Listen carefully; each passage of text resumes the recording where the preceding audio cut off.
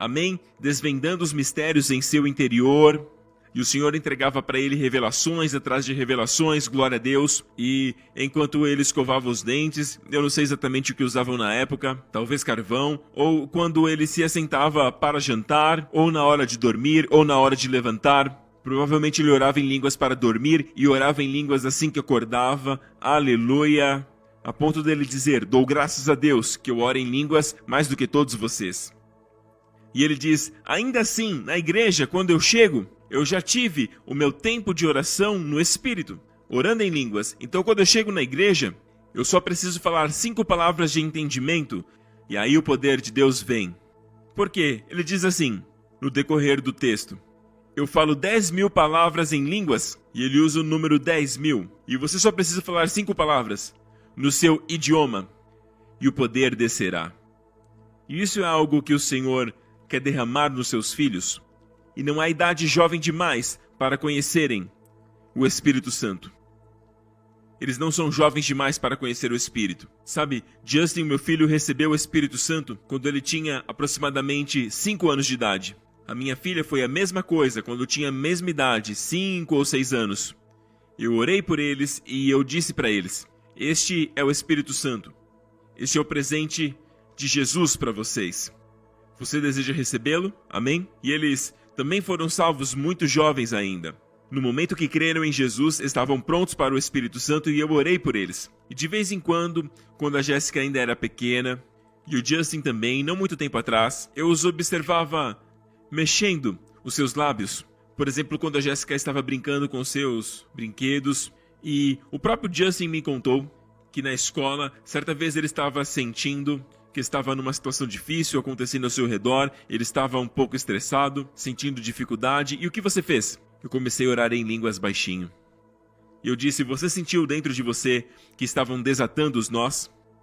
Os nós estavam se afrouxando e começavam a se abrir, e ele disse, sim, exatamente, enquanto eu orava em línguas, eu me senti forte, ele disse.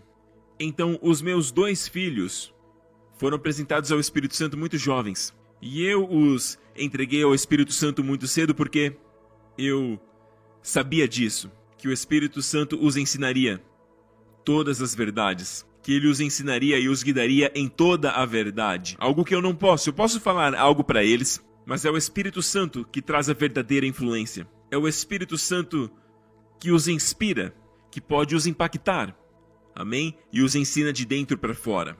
E a Bíblia diz que todos os seus filhos, a promessa que está em Isaías 54, logo após Isaías 53, que fala do sacrifício de Jesus ali.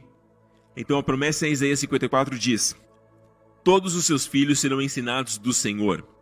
Não ensinados sobre o Senhor. Não é como um pai ensinando seu filho a respeito do Senhor. Isso é importante, mas não é o que este versículo está dizendo. Todos os teus filhos serão ensinados do Senhor. O próprio Senhor os ensinará diretamente. E será grande. Grande será a paz, o shalom, o bem-estar, até mesmo a plenitude física dos seus filhos. Espírito, alma e corpo. Aleluia! Grande, não somente shalom. Não é só um pouquinho de shalom. Não, não. Grande será a shalom. E shalom não é somente paz em seu coração. Não é somente para suas emoções, mas também para o seu corpo. É assim que os judeus interpretam. Em hebraico, quando você fala de shalom, significa que nada falta e nada fora do lugar. Essa é a definição. Amém? É um bem-estar total. Espírito, alma e corpo. Sabe, amigos, muitas vezes nós separamos e pensamos que aquilo que nós sentimos não afeta o nosso corpo. Não, amigo, assim como você sofre fisicamente quando seu corpo sente dor, algo assim, as suas emoções também sofrem. Mas da mesma maneira, o inverso também acontece. Quando você sofre emocionalmente, quando você está deprimido, pode acontecer uma forte repercussão, algo afetando o seu corpo. A Bíblia diz que o coração alegre funciona como um bom remédio. E a palavra remédio aí é literalmente cura, remédio. Então, um coração alegre faz bem. Então, quando você tem um coração alegre, feliz, amém? Um coração feliz faz bem, tal qual um remédio. E este é um remédio que não tem efeito colateral. E também não tem dosagem máxima. Amém? Então você pode se alegrar, porque a Bíblia diz que a alegria do Senhor é a sua força. Aleluia! E esta força não é somente uma força espiritual, ela pode ser usada como força física também. Ao longo da Bíblia, no Velho Testamento, ela também foi utilizada como força física. Então a alegria do Senhor é a sua força. Então coração alegre, glória a Deus. E a Bíblia diz que o espírito abatido faz secar os ossos. Pode causar artrite, o secamento dos ossos. E o que causa isso? Um espírito abatido. A Bíblia diz que o coração angustiado oprime o espírito. Então as suas emoções afetam também o seu espírito. Amém? O espírito fica abatido. Porém, um coração alegre, um coração feliz, faz bem como um bom remédio. Aleluia! Glória a Deus! O espírito abatido faz os ossos secarem. Um espírito abatido seca os ossos. Isso é físico. Então, a sua depressão pode afetar o seu corpo.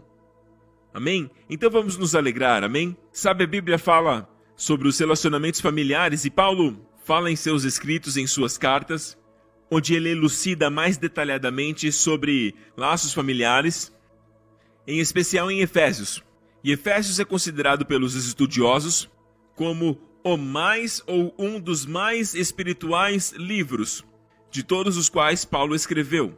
Ele revela a nós a prosperidade da igreja, as riquezas de sua graça. Aleluia! Até mesmo no capítulo 1 ele diz sobre as riquezas de sua graça, pelas quais, pela riqueza de suas graças, nós somos salvos e recebemos o perdão dos nossos pecados. E como Deus planejou tudo isso desde o início. E tudo isso é revelado a nós no primeiro capítulo do livro de Efésios. Mas o livro de Efésios também fala sobre os relacionamentos familiares, no capítulo 5.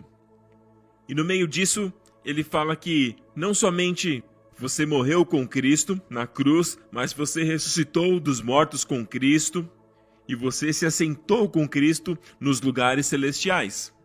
Nos ressuscitou juntamente com Ele. Nos fez também nos assentar com Ele nos lugares celestiais à sua destra. Agora, por que isso é importante nas relações familiares? Porque você precisa entender isso, o posicionamento cristão. Porque a postura cristã não é como os ensinamentos do mundo sobre a família, ou sobre como ter uma família bem-sucedida, ou como ter um bom casamento, porque eles ensinam tipos de técnicas e métodos, mas para a forma de Deus é necessário vir mais alto. É necessário saber quem você é, e você está na posição mais elevada do universo, porque você está assentado com Cristo.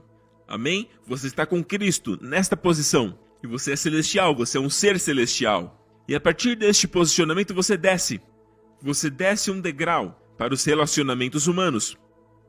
Imagine se um anjo descesse do céu e vivesse conosco por um mês. Se você é um estudante, imagine um anjo com você na escola e imagine qual tipo de atitude aquele anjo teria se ele ouvisse alguém profanando. Ele ia olhar, sabe, ia ficar triste e ainda assim, tudo que ele fizesse haveria uma dignidade, não uma atitude de ser mais santo do que todo mundo, mas sim uma glória, uma beleza moral, uma excelência moral se veria nele. Por quê? Porque ele é um ser celestial, ele veio do céu.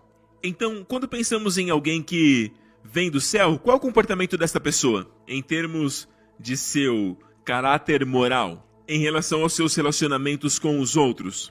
Agora é isso que você é. A Bíblia diz que essa é a sua posição, você é celestial. Você está sentado em lugares celestiais com Cristo. E a partir daí, é como se você descesse para os relacionamentos humanos, para com o seu cônjuge, para com os seus filhos. Amém? Então, quando você sabe que tem a prosperidade, amém, de Efésios 1, aí sim vem a caminhada. Não dá para ter a caminhada sem ter a prosperidade. É necessário entender a prosperidade que é encontrada no capítulo 1 de Efésios. E então, você vem para a jornada. Quando ele fala no meio do livro de Efésios, andeis dignos do Senhor, de sua vocação. E isso só é possível a menos que saibamos o que temos e quem somos. Assim como Jesus, ele sabia que o Pai havia entregue todas as coisas em suas mãos. Ele sabia de onde tinha vindo, sabia para onde estava indo. E aí ele se levantou da ceia e lavou os pés dos discípulos. Este ato é algo que parece tão humilde. Amém? Se outra pessoa fizesse, pareceria servil. Porém, quando o Senhor da glória, sabendo quem Ele é, sabendo o que Ele tem, Ele desce e Ele lava os pés dos discípulos, isto é glória. E este é o tipo de glória que o Senhor quer que você traga para o seu casamento, para seus filhos e para toda a sua família. Amém? Glória a Deus. Então começamos daí. Partimos de que já somos completos em Cristo e partimos desta plenitude. Não começamos assim. Sabe, muitas pessoas quando elas pensam a partir da terra, na direção dos céus. Amém? Para cima. Mas Deus quer que pensemos a partir dos céus para a terra. Amém? Dos céus para a terra. Nós não raciocinamos do homem para Deus, mas nós temos a perspectiva de Deus para o homem. Glória a Deus. E se você entender isso, você entende que a nova aliança é totalmente diferente do Velho Testamento. Algumas pessoas se sentem confortáveis em viver o Velho Testamento, vivendo sob a lei, porque ela te diz exatamente o que fazer em cada área. Mas viver como um ser celestial transcende a moralidade da lei do Velho Testamento. Por quê? Porque te dá outra perspectiva. Não é como se você não quisesse cometer adultério. Você se sente enojado porque aquilo não faz parte da sua natureza. Por quê?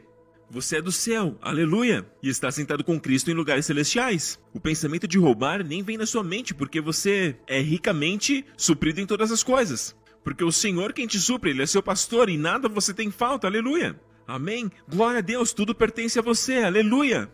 E aí, quando você olha para outras pessoas, o que elas têm, você não tem inveja do que elas têm, mas você celebra o que elas têm, aleluia. Obrigado, Senhor Jesus. E você dá. Nos 10 mandamentos não fala sobre dar. Amém? Porém, viver como um ser celestial, você vai entregar, vai dar o tempo todo. O tempo todo, o tempo todo. Até porque a própria justiça da lei, que está no Velho Testamento, é cumprida. Não por você, mas em você. Quando você anda através do Espírito, aleluia! Obrigado, Senhor Jesus.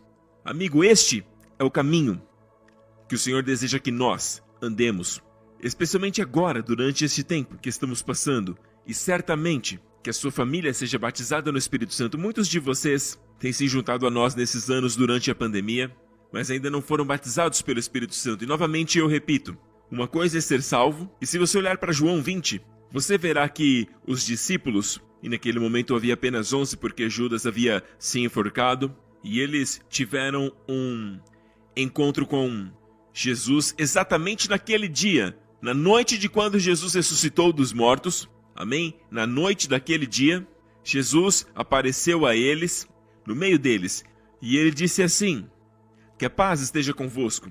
E após ele ter dito isto, a Bíblia diz que ele soprou sobre eles, e disse, recebam o Espírito Santo. Agora, vocês acreditam que os discípulos receberam o Espírito Santo ali? É claro! Como que Jesus diria, recebam o Espírito Santo e seria algo figurativo? Não, ele literalmente soprou sobre eles. Ele soprou e disse, recebam o Espírito Santo. E eu creio que foi naquele momento que os discípulos nasceram de novo. Eles foram salvos. E aí você me pergunta, eles não estavam salvos antes, enquanto andavam com o Senhor Jesus?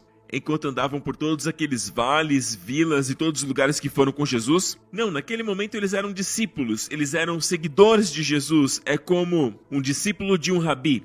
Eles seguiam a Jesus, mas não tinham nascido de novo. Como poderiam ter nascido de novo se Jesus não havia morrido, não havia derramado seu sangue e não havia ressuscitado dos mortos? Então eram apenas discípulos, seguidores de Jesus, mas acreditam que nasceram de novo naquela noite do dia da ressurreição, quando Jesus soprou sobre eles e disse, recebam o Espírito Santo. E agora eles tinham o Espírito Santo, habitando neles. Mas veja que, apesar de habitar neles, ainda não estavam batizados pelo Espírito. Os mesmos discípulos, que no dia de Pentecostes, na verdade, Jesus disse a eles, antes de ascender aos céus, ele disse em Atos 1, conforme acabamos de ler, permaneçam aqui em Jerusalém, até que sejais revestidos do poder do alto, porque ele vos batizará. Jesus disse, ele, se referindo a ele mesmo, irá vos batizar com o Espírito Santo. Ele disse a eles que esperassem pela promessa do Pai, que é o Espírito Santo. Agora, eles já tinham recebido o Espírito Santo, então obviamente são duas experiências diferentes. Glória a Deus, eles nasceram de novo em João 20. Porém, em Atos 2, quando o Espírito Santo desceu, eles foram batizados e já tinham nascido de novo.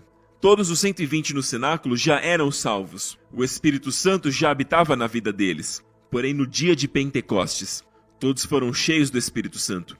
Agora, qual foi o primeiro protótipo? Veja, a primeira menção de tudo tem algo para aprendermos. Como a lei da primeira menção na Bíblia. Quando a Bíblia menciona algum assunto pela primeira vez, é geralmente a forma embrião, a forma da semente. De todas as demais menções que virão a respeito daquele assunto ao longo da Bíblia, ela abre aquele assunto baseado naquilo que já aprendemos, na lei da primeira menção. Então a primeira menção tem sempre algo para aprendermos, para que usemos, para nos guiar na menção daquele mesmo assunto por toda a Bíblia.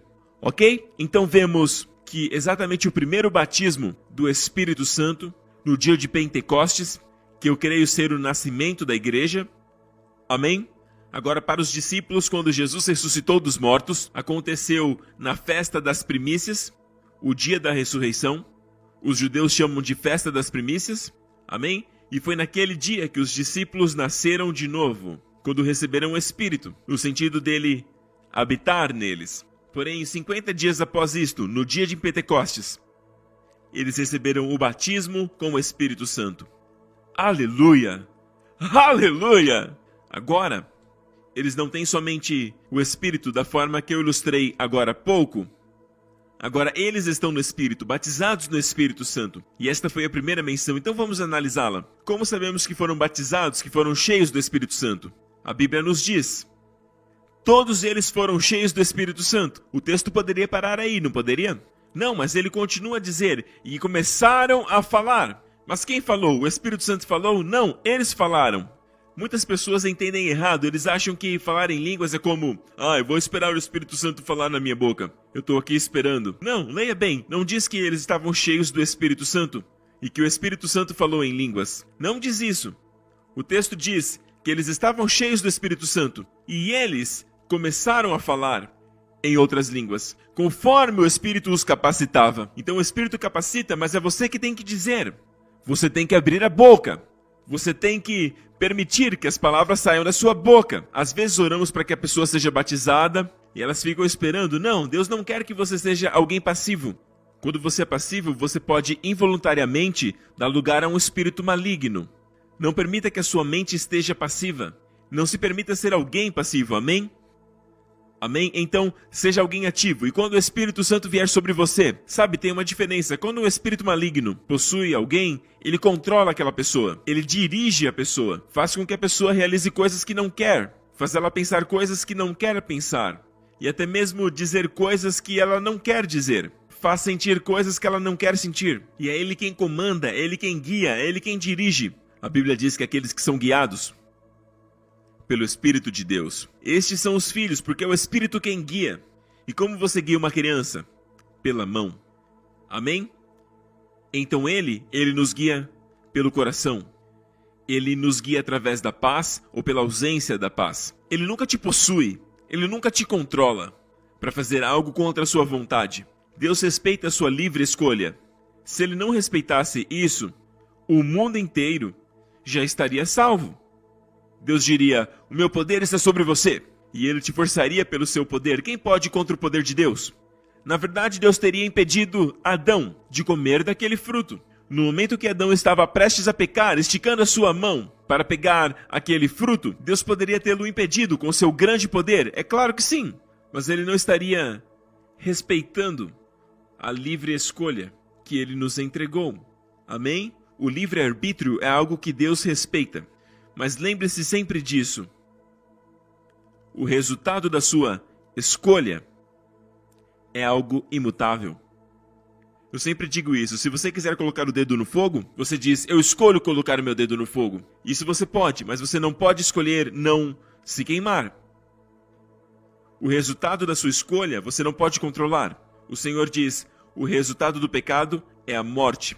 É por isso que a morte existe. Deus nunca quis que o homem morresse. Deus criou o homem, Adão e Eva, para que vivessem para sempre.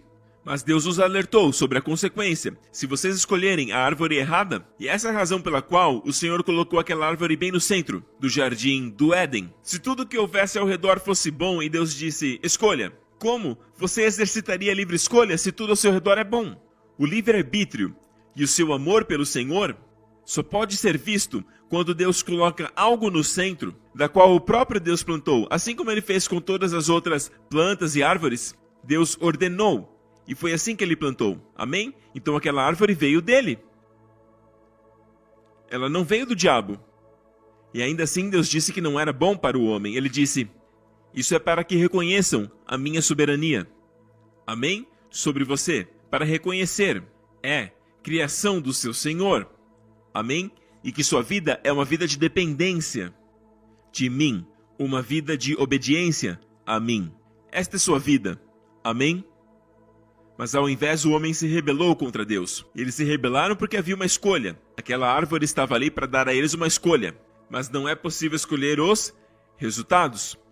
E o resultado veio, morte espiritual, acompanhado de morte física. Doenças, enfermidades, tudo isso veio por conta da queda do homem. Vivemos num mundo que foi decaído. Deus nunca planejou terremotos, tsunamis, tornados, furacões. Não são os planos de Deus. Nunca foram, nunca. Deus é bom. Toda boa dádiva vem do Senhor e vem do Pai das luzes. Então vivemos num mundo caído. E tudo que Deus precisa fazer, se o homem continuar nesta vida de rebelião, continuar neste caminho de rebeldia contra o Senhor, ele só precisa tirar a sua mão de proteção. E aí é o fim.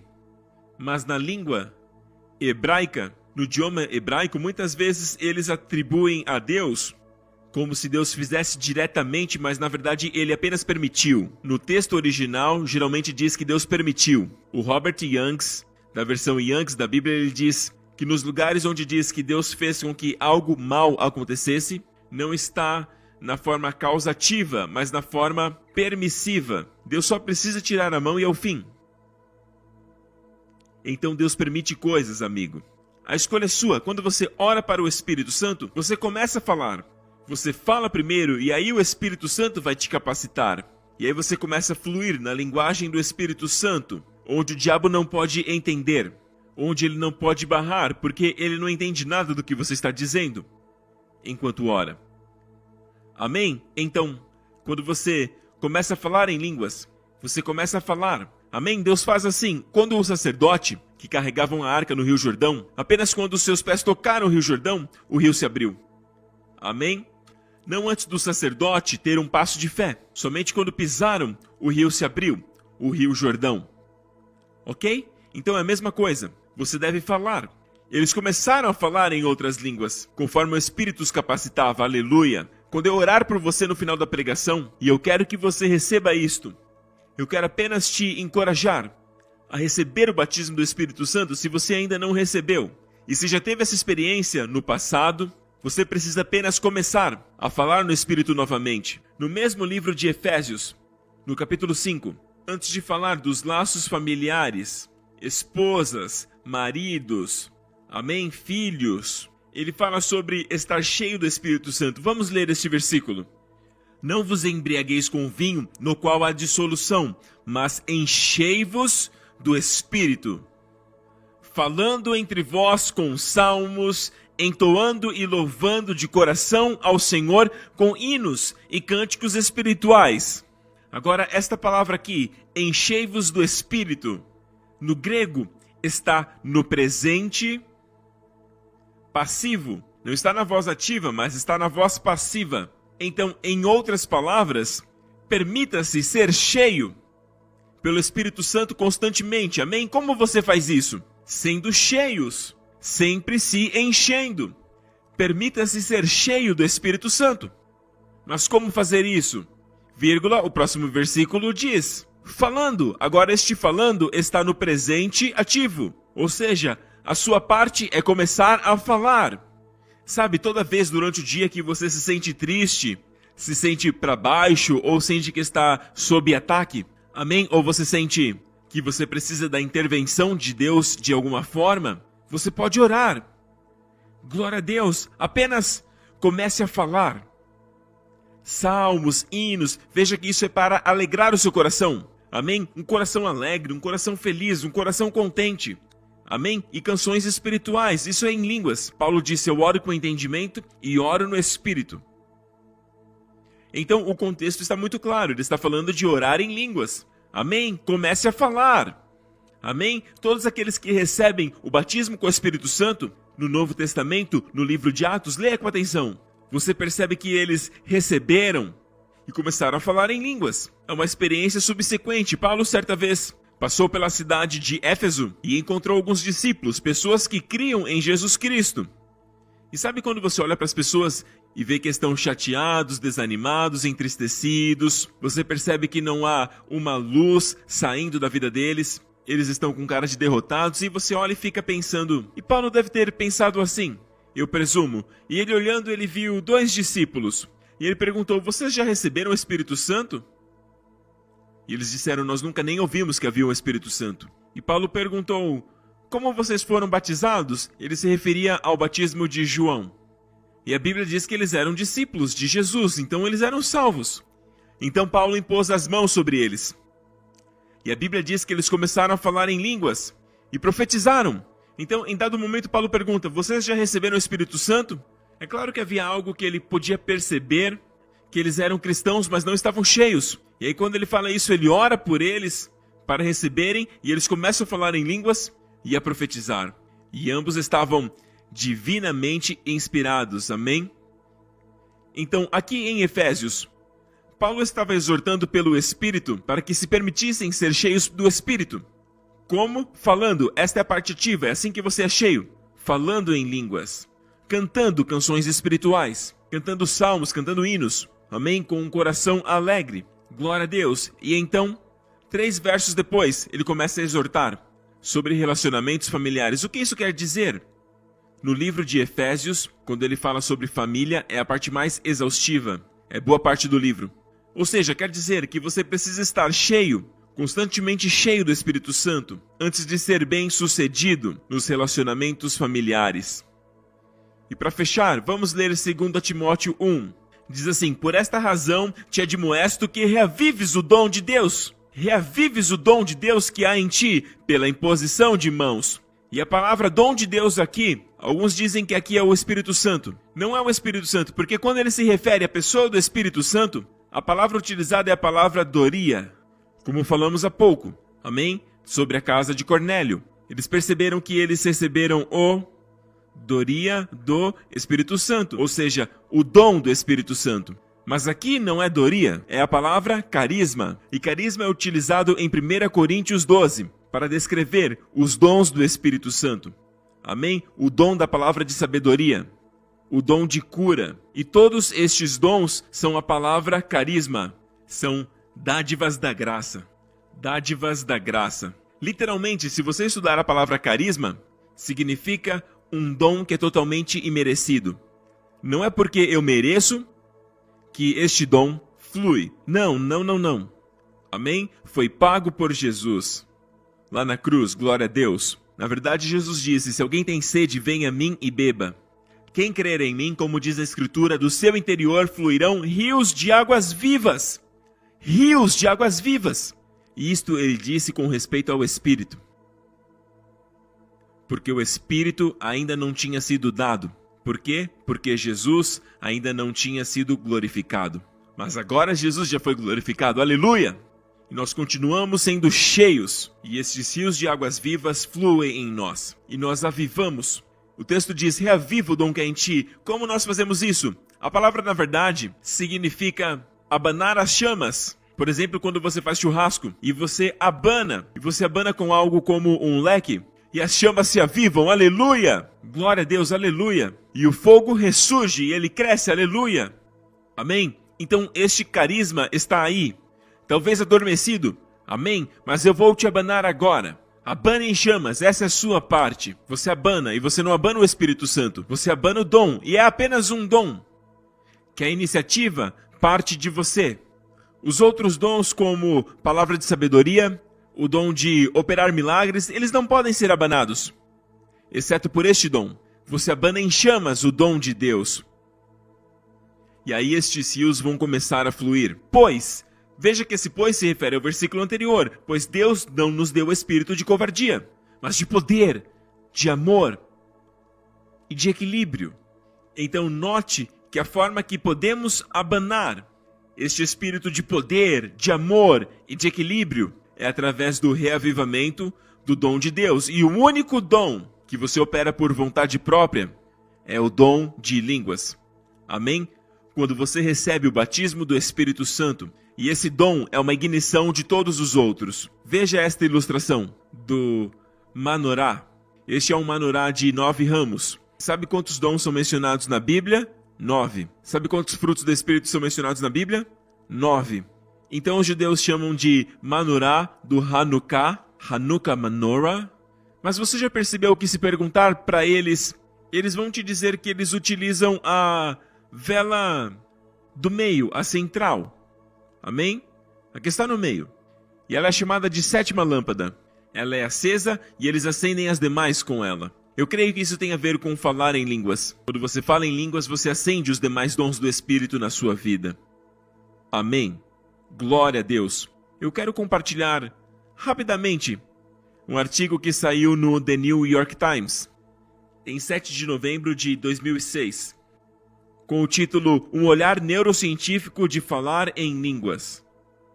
E eu estou extraindo apenas um trecho do artigo, e que diz: contrário do que pode ser a percepção comum, os estudos sugerem que as pessoas que falam em línguas raramente sofrem de problemas mentais.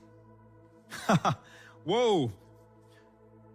As pessoas que falam em línguas raramente sofrem de problemas mentais. Um estudo recente com quase 1000 cristãos que vivem na Inglaterra mostra que aqueles engajados nesta prática eram mais estáveis emocionalmente do que aqueles que não falavam. Então, amigo, aqui nós temos um testemunho das Escrituras. Reavive, abane as chamas deste carisma de falar em línguas. Acenda o fogo e o espírito do medo irá embora.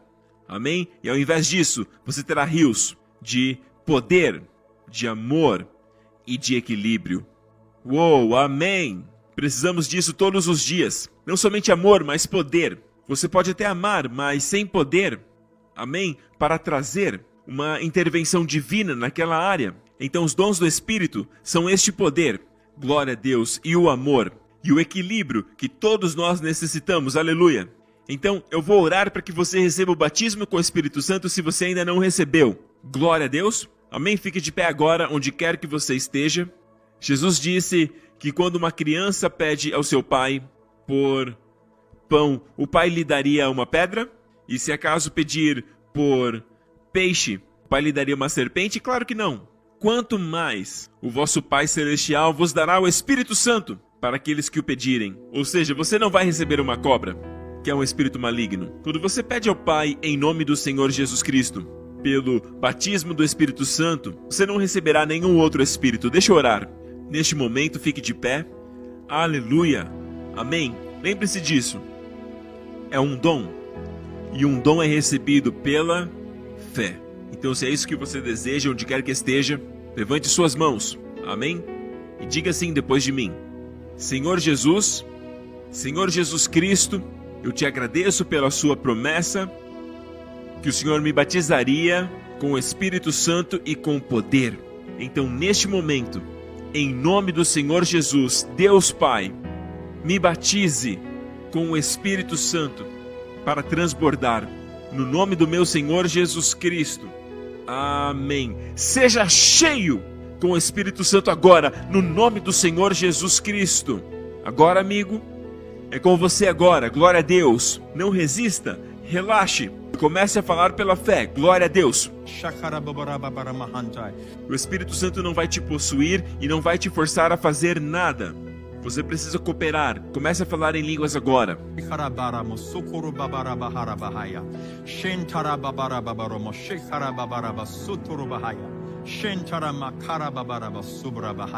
Oh, yes. Continue. Se você pode parar, você pode começar. Amém? Está no poder da sua vontade. Perceba que não é algo forçado sobre você, é a sua vontade. Você pode começar e parar de novo.